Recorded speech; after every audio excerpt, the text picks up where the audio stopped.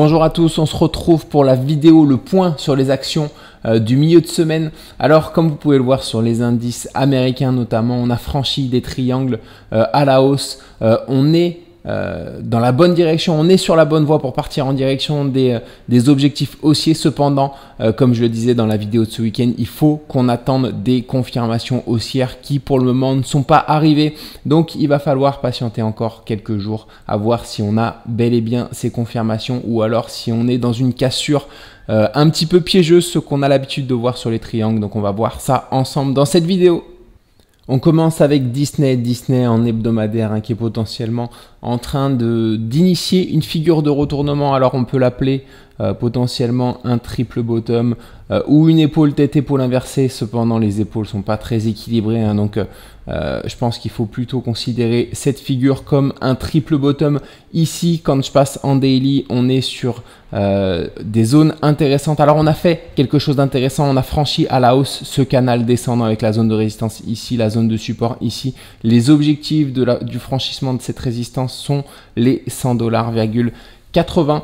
À cet endroit-là, on est en train potentiellement d'effectuer également une figure de retournement.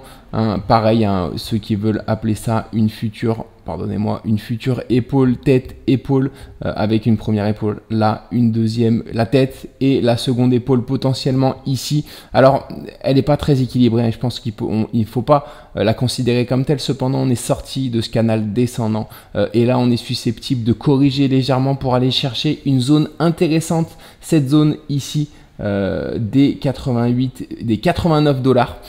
On a potentiellement une figure avec une ligne de support au 92,10. Si on franchit à la baisse cette figure, on pourrait arriver sur un support, une zone qui a joué le rôle de support ici, puis le rôle de résistance légèrement ici, le rôle de support à cet endroit-là, qui pourrait jouer également le rôle de support ici, d'autant plus qu'on a une ligne de tendance haussière qui rejoint cette zone par ici. Donc on a des objectifs, on a potentiellement une zone de support.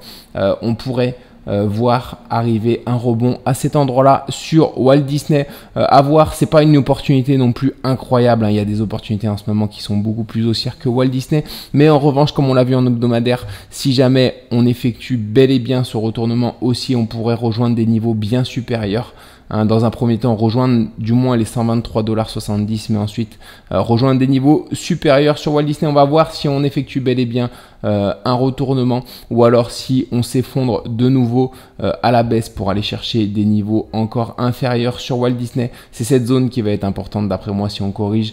Est-ce qu'on a un rebond qui est susceptible d'être durable ou est-ce qu'on s'effondre encore? En tout cas, on a les 94,80 qui resteront déterminants ici sur Walt Disney. Si on franchit cette zone à la hausse, on partira potentiellement au moins jusqu'au 100,80, sachant que sur le chemin, on a des belles résistances. On a les 98,90 également qui ont joué le rôle de résistance ici, le rôle de support ici, le rôle de résistance ici, qui pourrait bel et bien jouer le rôle de résistance une nouvelle fois.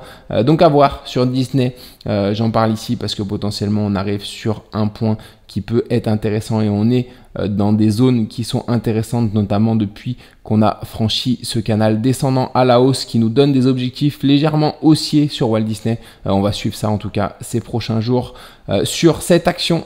Goldman Sachs, on avait vu ensemble le point ici qui avait été intéressant, c'était les objectifs de ce double top ici ou cet élargissement ascendant à angle droit. On avait également une zone de support, les 461,80. Depuis ce moment-là, on a rebondi, on est proche des 511,40 qui sont une résistance majeure pour Goldman Sachs. Alors, est-ce que désormais, on va chercher cette zone et on la franchit par le haut pour partir en direction des objectifs de la figure et valider donc une sorte de double bottom, ou alors est-ce qu'on est rejeté sur cette zone des 511,40 pour former une figure légèrement différente dans le temps qui peut être potentiellement prendre la forme d'un triangle ascendant avant de franchir par le haut cette résistance des 511,40 pour partir vers un mouvement haussier durable. Voilà, ça reste à voir dans les prochains jours ce qu'on va former, sachant que en hebdomadaire, on est sur une tendance assez haussière et on est toujours en direction des objectifs de ce triangle symétrique de sommet qui sont les 544,50 $. Donc ici, je m'attends à une continuation haussière sur la figure qu'on est en train d'effectuer sur Goldman Sachs. Alors soit encore une fois on est dans un double bottom et on va franchir rapidement cette zone des 511,40, soit on est dans un futur triangle ascendant dont on sortira un petit peu plus tard.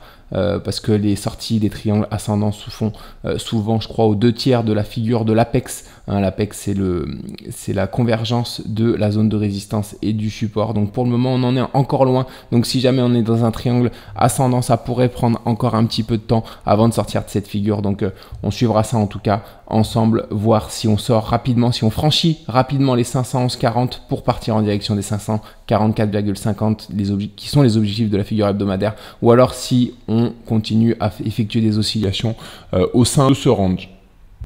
JP Morgan, je suis sorti de position sur mon point d'entrée ici. Pour rappel, j'étais entré en position ici aux alentours des 212,70.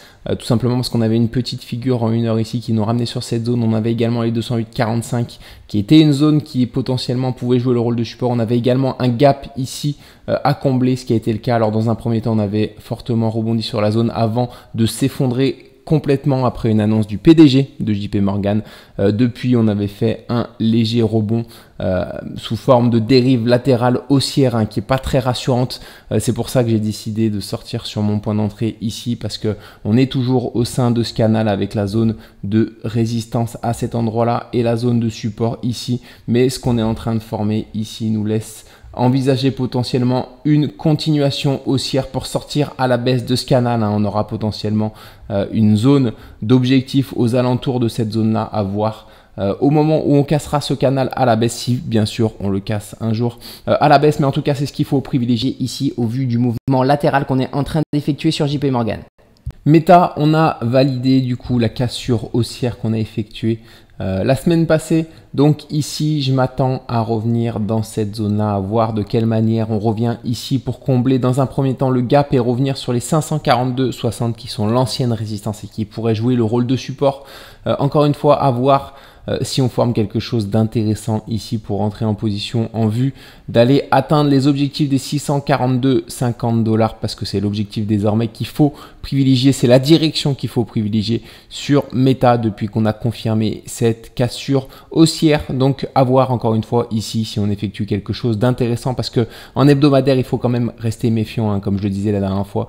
On a potentiellement un petit essoufflement qui est en train d'apparaître, un essoufflement haussier sur Meta. Donc est-ce qu'on va bel et bien partir valider les objectifs de la figure journalière qui sont encore une fois les 642,50 $, ou alors est-ce qu'on va partir sur une figure un peu plus piégeuse qui nous laisse du coup repartir violemment vers le bas. Donc on va suivre ça en tout cas, mais on est sorti dans un bon timing de cette figure, on a confirmé la cassure. Donc encore une fois, ce qu'il faut privilégier d'après moi, c'est de rejoindre les objectifs de la figure et de rebondir potentiellement sur cette zone si jamais on revient la tester.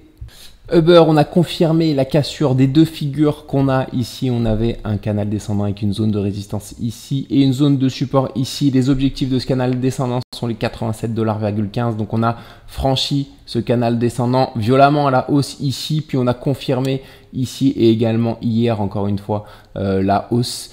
Désormais, à quoi on peut s'attendre? On a également franchi à la hausse cette résistance des 73,80 $, qui était la résistance de la figure de l'élargissement descendant avec une zone de résistance ici et une zone de support ici. Les objectifs de cette figure sont les 92,7.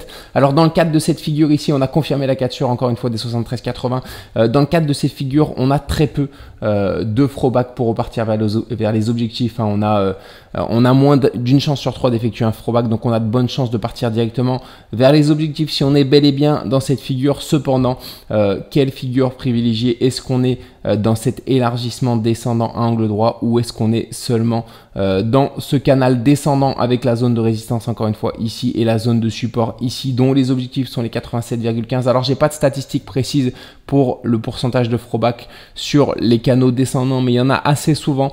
Donc ce que je vais privilégier en tout cas ici, c'est un retour dans cette zone là. Alors soit ici sur les 73,80, mais encore une fois je vais plutôt privilégier cette zone là. Si jamais on revient ici d'une belle manière, si jamais on effectue une figure intéressante, sachant qu'on a également un gap dans cette zone là qu'on est susceptible de combler, voilà, je verrai pourquoi pas entrer en position sur Uber pour partir en direction des objectifs des 87 $, hein, qui sont les objectifs de ce canal qui, d'après moi, il faut privilégier. Ce sont les objectifs à privilégier en tout cas pour Uber. Encore une fois, à voir si on effectue bel et bien cette correction pour revenir ici pour nous donner une opportunité d'achat, ou alors est-ce qu'on part directement en direction des objectifs. On va suivre ça en tout cas ces prochains jours sur Uber. On passe désormais sur Visa qui était en direction des objectifs dans un premier temps de ce canal avec la zone de résistance ici, la zone de support ici. On avait identifié également une autre figure avec une zone de résistance ici et une zone de support à cet endroit-là. C'était un élargissement descendant à angle droit dont les objectifs étaient les 310 $.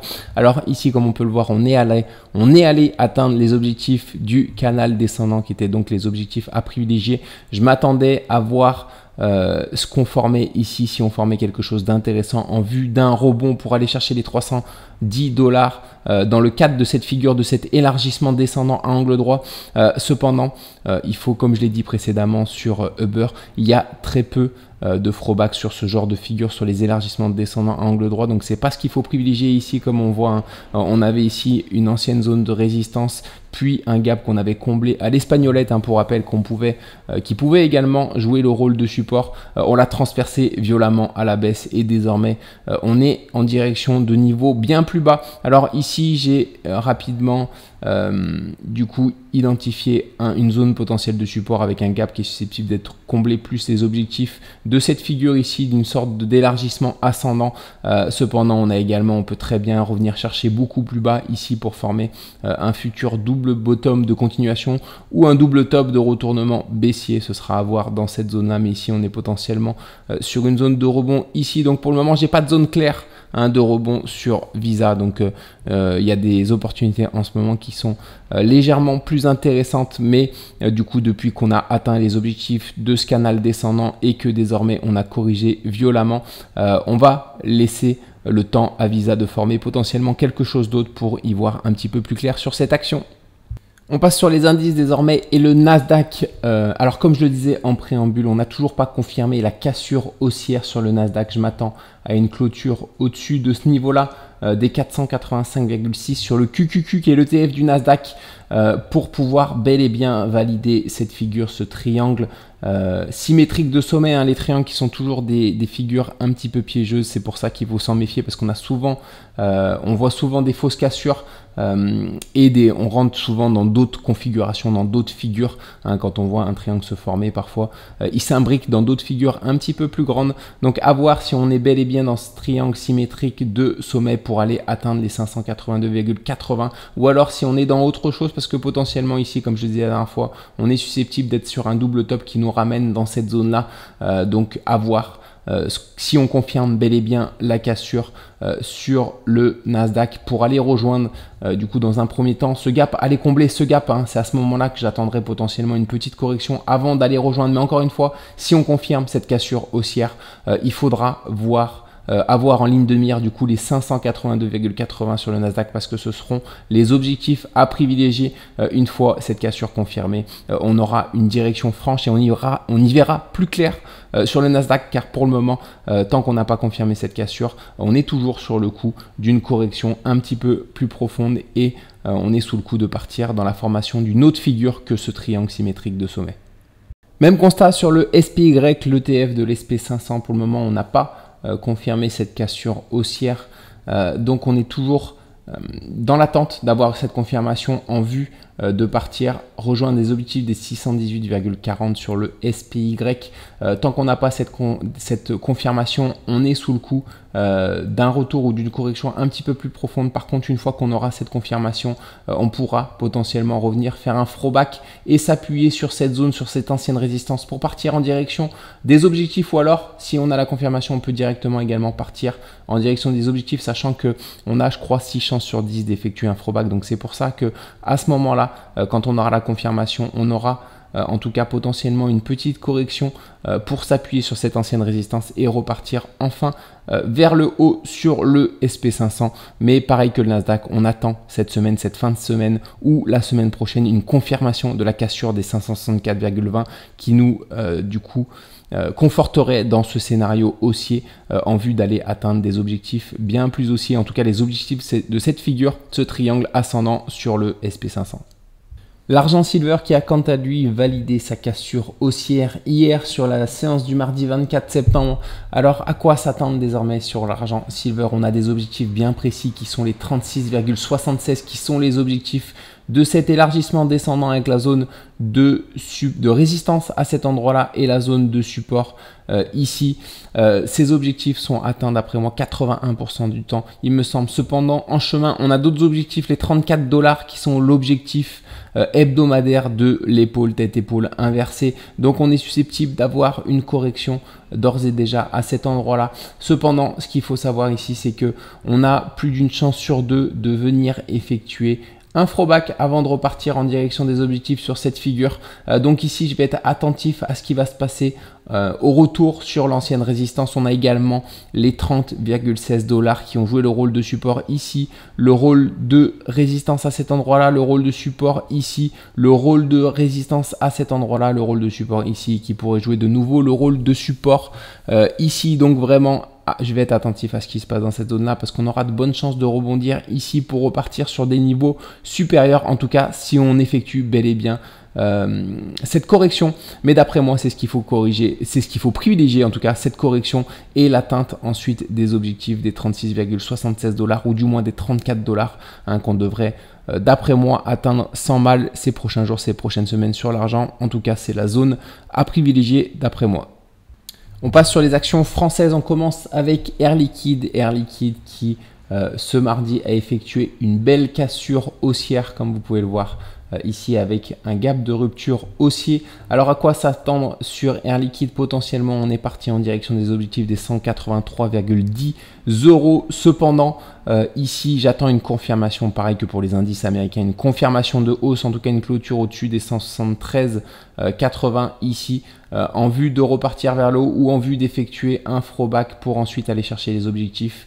Sachant que ici on a ouvert un gap, donc si on effectue un throwback, on aura une double zone de support, on aura à la fois les 170, les 171 € et ce gap à combler. On aura une belle zone de support, en tout cas si on confirme la cassure ici, c'est-à-dire que si on fait une clôture en fin de semaine ou semaine prochaine au-dessus des 174 €, encore une fois, à ce moment-là, on sera serein pour revenir s'appuyer sur cette zone et repartir vers le haut ou pour aller directement chercher les objectifs. Pour le moment, on a bel et bien effectué la cassure, on a effectué le plus dur, mais il faut encore une fois cette confirmation de cassure pour partir bel et bien en direction de l'objectif de la figure sur Air Liquide.